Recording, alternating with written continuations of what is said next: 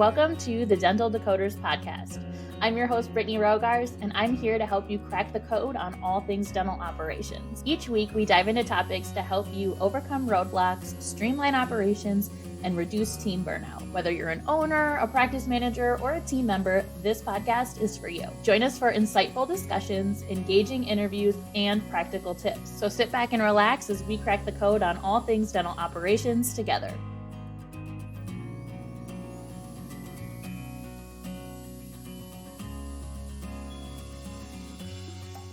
Welcome to the Dental Decoders podcast.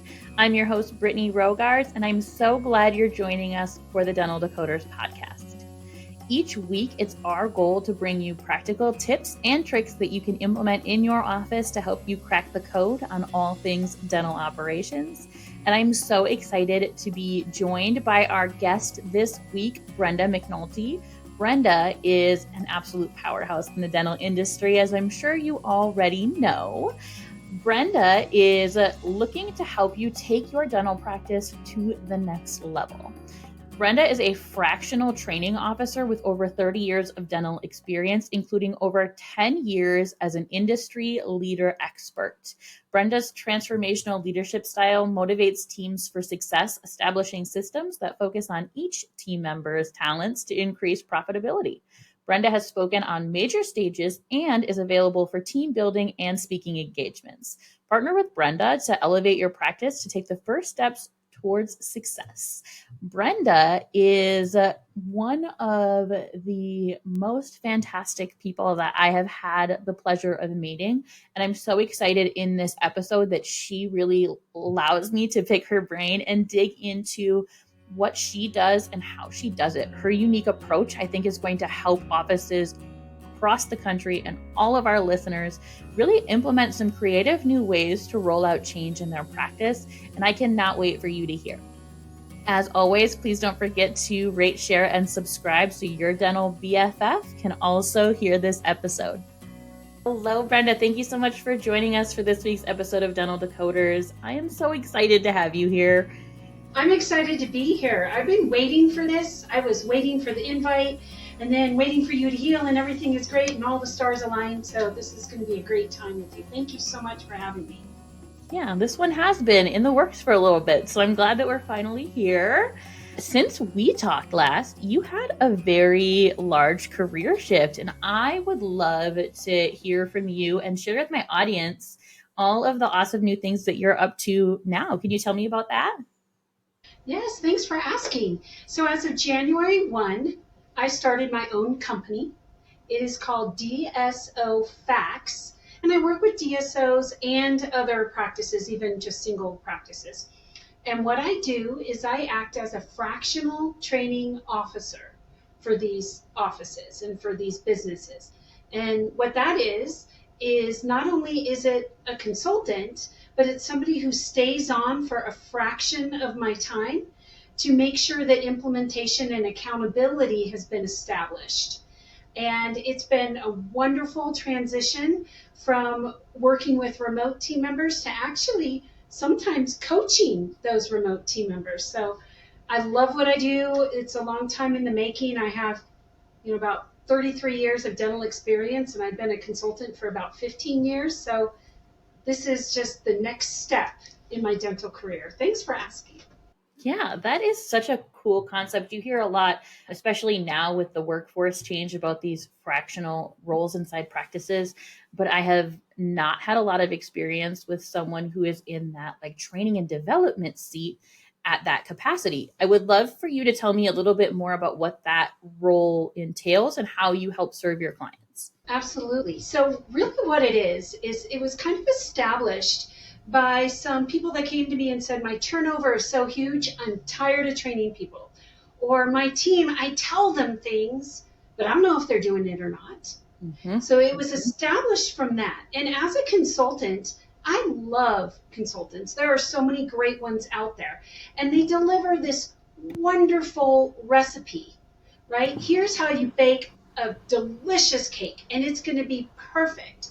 But it's up to the people in the office to actually use the right ingredients, follow the right steps, and make sure that everything is being done in accordance to that wonderful recipe. Because if anybody changes anything along the way, you know the recipe will not turn out the same exact way.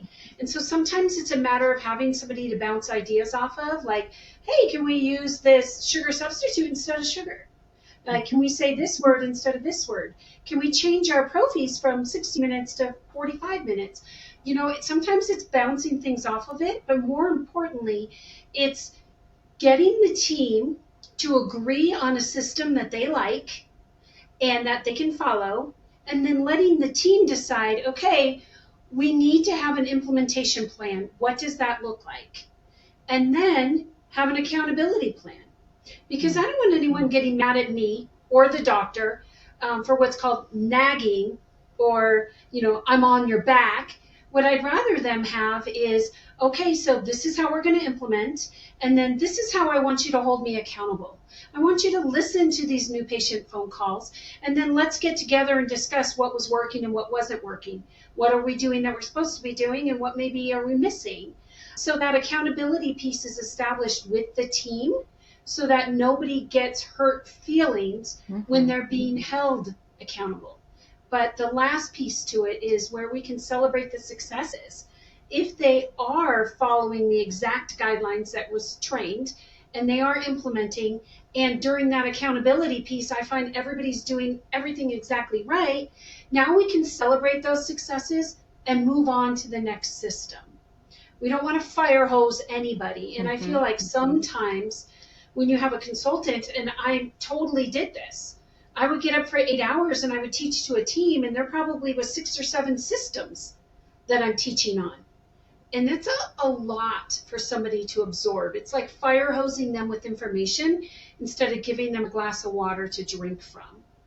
So this fractional training officer piece came about from doctors really wanting to focus on dentistry and not wanting to focus on training new hires or holding their team accountable.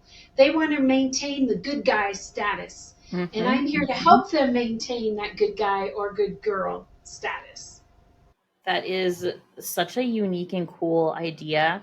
I wish that when I was still in a practice that we had someone with your wealth of knowledge in that role, because you're right in saying like the bad guy, good guy status. You did get in my role as a trainer, you were always the person going into the office and saying, here's another change. And it would get to the point where you didn't want to go to the offices anymore because they were sick of seeing you. So I love that you have the implementation, but also how are we going to hold each other accountable, and what are we going to do to celebrate the wins? Gratitude's one of our core values. So I love that you have that piece kind of worked into your design as well.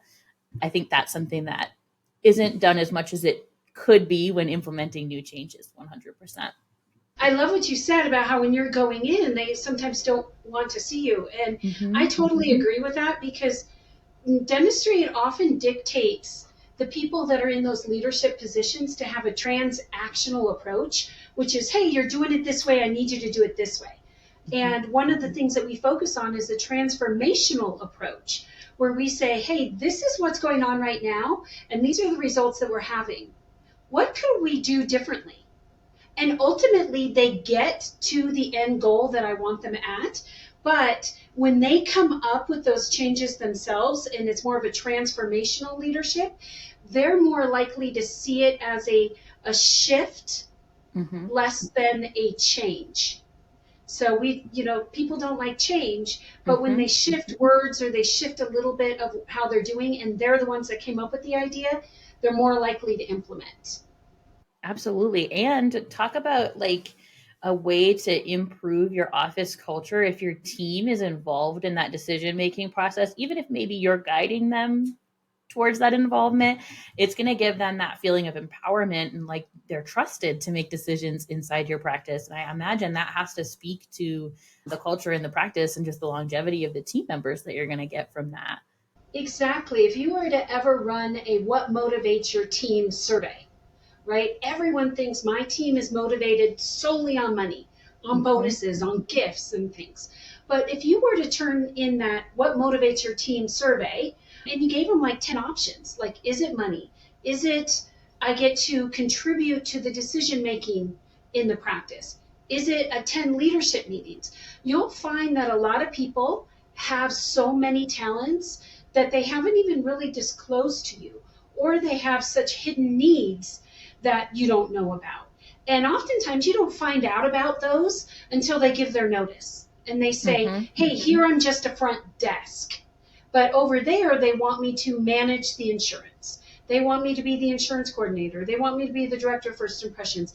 And I really would like to take on that leadership role, so I'm leaving. And if you don't know those motivational factors and you don't include them in the decision making, they're going to feel like they're just a 9-to-5 team member. And this is just a job. And our goal is to make sure everyone understands that this is a career, not just a job. Yeah, I think that's especially powerful when we're talking with like the current workforce right now is built up very strongly of millennials right now. And I know that that is, as a millennial myself, I'm speaking for my entire generation, but I know that that's a huge contributing factor to finding joy in our work is feeling like it's fulfilling work. Like what we're doing isn't just collecting a paycheck. It's going to have a lasting outcome on the job that we're in or the career that we're in. So I love that approach and giving them some of that power back to the team members so they can make that impact in their practice. I think it does make a difference, for sure. Yeah. One of the things that you talked about when you were talking about your strategy was accountability. So together we're designing this plan, not only of how we're going to implement, but how are we going to hold each other accountable? And that is an area when I was doing training that I always felt like I could improve on. I don't ever want to feel like the micromanager, because that is another reason why people leave their jobs, is because of that micromanagement piece. How does giving the team the ability to create that plan together help reduce some of that friction that comes with any sort of implementation and accountability? I love that question because it's kind of twofold. So let's talk about a to-do list, right? Offices have to-do lists after every meeting and it's really long. I do a by when board. So it's here's the task. Who's going to champion this task? So let's say you say, Brady, I'm going to handle it. I'm going to take care of the accounts receivable from the insurance report. I'm going to own that, right? I say, okay, who do you want to hold you accountable to that? Who do you partner well with? Well, I partner pretty well with Brenda. Okay, so together you are the champion. Brenda's going to agree to hold you accountable. So I need you two to get together, and I need you to tell Brenda what motivates you to get this done, and I need you to tell Brenda what you don't like, and even give Brenda some ideas on what some rewards would be. So like, hey, I cleared 2 pages. I can go, great job, Brittany. You know what? I know you love Hershey's candy bars with almonds. Here you go. You know, so you have that accountability partner right off the bat. And then instead of a due date, we have a by when. By when can we get that done? And if Brittany, you tell me you can have it done by Friday, I say, wow, Brittany, that's amazing. If you had that done by Friday, I would be so excited. But I don't want to put that much pressure on you. So let's make the due date next Wednesday. You already told me that you could have it done by Friday, so there should be absolutely no excuses to get it done by Wednesday, right? That's what my brain set is. But to their brain set, it is, okay, great. She wants me to do my best work. She wants me to be able to have time to meet with Brenda, my accountability partner, to make sure I can actually accomplish this. And I really have no excuse to not get it done by that Wednesday. So that is the piece. Also, if Brenda is your accountability partner, and I'm like, I don't really think Brittany's going to get this done by Wednesday, then we know that by Monday we need to reach out to whoever the ultimate accountability partner is and say, look, because we had this person call out sick for 3 days in a row, we're going to have to push that due date back. And as long as you're not trying to push it back that same date, no problem. You know, you don't come to me Wednesday and say, hey, I'm not going to get it done. But if you come to me on Monday and say, we haven't gotten as far as we thought we were going to get done, can we have until Friday? You know, that's what that accountability partner is like. Hey, Brittany, I don't want to get in trouble any more than you want to get in trouble. So let's have this conversation. What can I do to support you? And sometimes that accountability partner is the one that says, give me page 5 and 6. I'll take care of those for you. In the meantime, it makes you look like the rock star. You got it done. And you're very thankful for Brenda, your teammate, hopefully. And if Brenda doesn't help hold you accountable, you now know that the next time you're assigned a task, you really need to find a different accountability partner, somebody that actually does it for you. You know, like that person that follows you around when you're on a diet and say, do you really want that 500 calorie Starbucks drink? Do you really want that? You know, that's what you need. Don't drink your calories. You know, somebody that's right there with you on your shoulder helping you be successful. That's funny that you mentioned that specifically, because that's the first thing I thought of. My trainer has us choose accountability buddies to help hold us accountable through those things. And that was the first thing that I thought of, is that something that I do in my daily life, but I wouldn't have thought to apply to my work and my career. So that's incredibly insightful to kind of put that spin on it. And being able to choose that person is also just, it's a game changer. Now, sometimes we do it different ways if we've got a little playful group.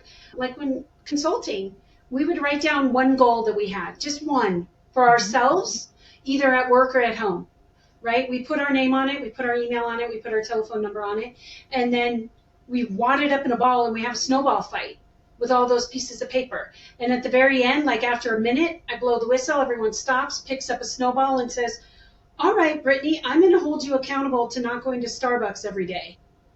And then you're holding somebody else accountable. So we have one thing that no matter big or small. So that's another way that we do it if we're having a hard time with selecting who your accountability buddy is.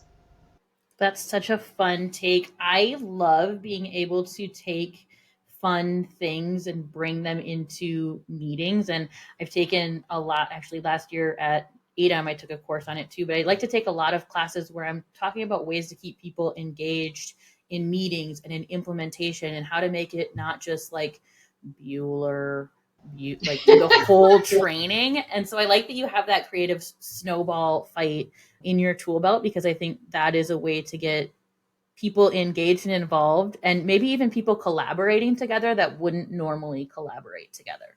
Exactly. It's fun, it's exciting, but no one likes that Bueller type meeting. The presenter doesn't like it, and the team doesn't like it. So thinking outside the box is important. I have to give credit to Catherine Eitel Belt, because I attend her Train the Trainer workshops, and she has hundreds of these ideas, and they've really transformed the way that I am a fractional training officer, that I was a consultant, that I was a leader in a dental practice. She really helped with that. That is whose course I went to at ADAM also. So yes, I'm doubling down on that shout out. I want to ask you, when you start working with a client, do they normally come to you with a game plan? Hey, here are the 5 things that we want to implement this year.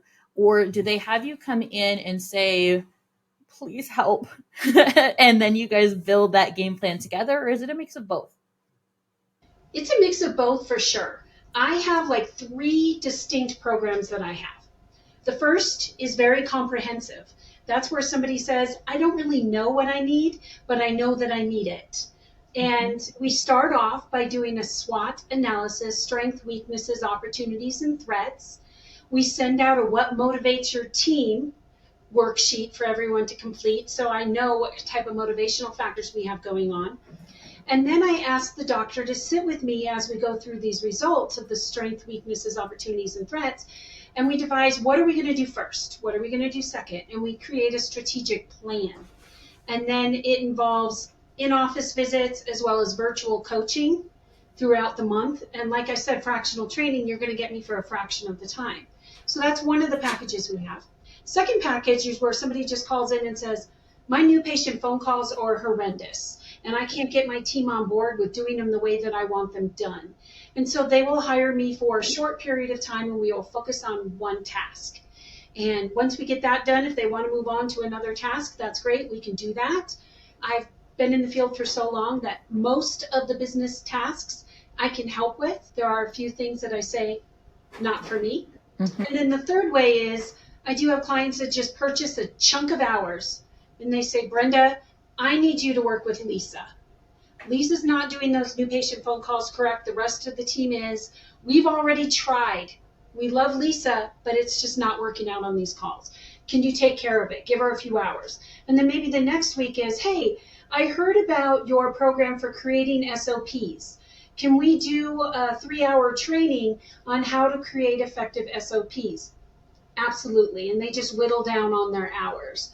So those are the three. Originally, I thought I'd just be doing the one comprehensive plan, but there are so many people that say, all of these ducks are in a row, but this one's wandering off. Can you help bring it back? Mm-hmm. And so that's what I do. And like you said, sometimes they have no clue.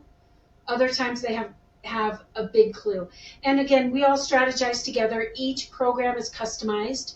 I've gone into where they said, my new patient experience, it isn't resulting in case acceptance. Can you help?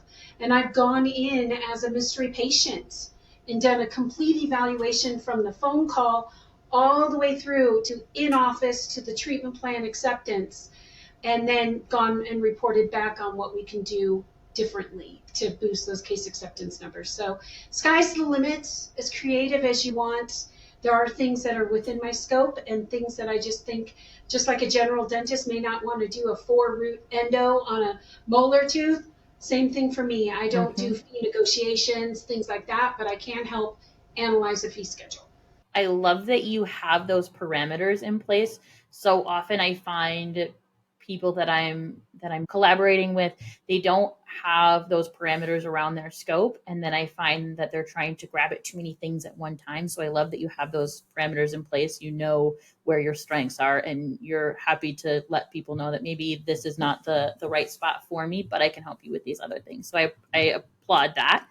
I wanted to also share, kind of from what I'm hearing you say, is the not having that cookie cutter solution for every practice and being able to customize it and pivot it for each office. I think that's going to bring a lot of value to our listeners too, who go online and maybe watch a YouTube video and then try and implement that thing into their practice, but that doesn't fit their current office flow. So you give the ability to kind of build a unique system that works for that practice, which I also really love.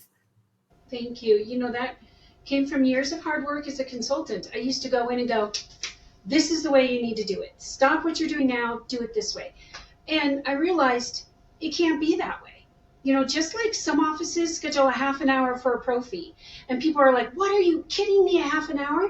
But what you don't realize is the patient's actually there an hour because somebody else is taking radiographs or maybe doing the coronal polish. So without jumping to conclusions, you got to look at everything, right, to make sure that it will work for you. One example, you know, we have lots of fee-for-service offices, and we have lots of in-network with everything offices. So when somebody calls up and says, do you take Delta Dental? And we do in an office, I will immediately train the team to say, yes, as a matter of fact, we have achieved preferred provider status. We're very proud of that, right? Versus another office that is out of network says, we are considered an unrestricted provider with Delta Dental. And what that means is you and the doctor get to decide the best course of treatment for you without the insurance company getting in the way. Isn't that fantastic? So we're able to flip based on what's going on in the office and based on what's going to work best for their team members, their patients, and the practice. I love that you use that example, because that is a question that I get asked every single week without fail. How do I tell them I'm out of network without telling them I'm out of network? And I say insurance friendly, but along the same lines as what you do, where you have to teach the patient that it's a good thing. They're so used to their medical insurance, where out of network is out of network, that they're not used to that terminology being so different in dentistry. So I like that you use that example. I want to be super respectful of your time. So before I ask my final question, I would love for you to tell our guests, how can they work with you, learn more about with you, connect with you? Great. Thank you for that opportunity to tell you more about that. So obviously I'm all over Facebook. I'm on LinkedIn. You're going to see me on LinkedIn, on Instagram, but really that's by accident. It's just something that I don't really know Instagram. I'm not a millennial like Brittany, so I don't really know that very well. But my website would be one of the best ways. It's DSO Facts, FACTS.net to get in touch with me. Now, full disclaimer, Brittany, I'm sure you've seen my website. It will turn some of you completely off, and that's okay. I am a Christian. That is my foundational principles of my company. I work with people that aren't Christians. That's perfectly okay, but just please know that that is what my company is founded on. So some people are kind of turned off by the prayer request page. Even if you don't need my services, but you need prayer, go on there. Send in a prayer request. We have a prayer team that prays over all of the requests that come in. And I'd love to connect with you. There's several different options there on my website to get in touch with me and schedule a call. Even if you don't want services and you just want to learn more about what a fractional role is, by all means, schedule time with me. I'm happy to have a chat with you. Brenda played a very pivotal role in me creating my own business. So I strongly encourage you reaching out to her. She is a wealth of knowledge and she is incredibly generous with her sharing her feedback and her information. And you don't want to miss out on the opportunity to work with this woman and pick up some of her knowledge along the way. So thank you, Brenda, for that. I don't know if I've actually shared that with you before, but the reason that we're here today is because of a conversation we had a few years back. So I'm thankful for that always. Just made my day. Thank you, Brittany. Oh, you're very welcome. So, last question I have for you. We ask every single end of our episode, and that is, can you tell us what is your decoding moment or your secret code that has allowed you to be successful in life and in your career? So, this doesn't have to be a traditional in the box answer, it could be out of the box, but what is one tip or trick that you learned along the way that you would love to share with our audience? Sure. It's that I'm not in control of anyone else's actions or anyone else's feelings or how anyone perceives me. I am who I am. I don't want to make excuses for that. And I am uniquely created by the one creator. And I need to celebrate that, right? I can't control how other people see me. I can only control my own actions. And as long as I am proud of what it is I said and what it is I did, then I feel good. And if I'm not proud of what it is or what I said or what I did, then it's time for me to apologize and not just say, hey, I'm sorry. But very specific apologies go a long way. And it not only soothes your soul, but it can soothe their soul. And at the same time, offer up that forgiveness to that person that might have wronged you, even if they don't ask for it. Life is too short to waste being grumpy, being sad, being angry. Shake it off and focus on you and what you can control and not what other people are doing. That is so, it seems so simple, but it's so deeply profound that I love that. And I try to live my life that way also. So thank you so much for sharing that. And thank you so much for taking the time to join us today. Like I said, this conversation's been a long time in the making, and I'm so glad that we actually were able to make it happen. Well, I feel honored that you even asked me to be on your podcast because looking at your past guests and everything, wow, I'm in really good company here on this podcast. Brittany, you are doing amazing things for the dental industry, and I am so proud of you. From when I first met you working in the dental office to where you are now, you are a changed person. You have this bright, shining light about you that says that you are really, really passionate about what you're doing now, and I couldn't be prouder. Well, now you made my day. Thank you so much. Thank you so much for joining us for this week's episode of Dental Decoders podcast. We hope you took away a valuable piece of information. As always, don't forget to rate, share, and subscribe to help us build our community of dental decoders. We look forward to seeing you for next week's episode.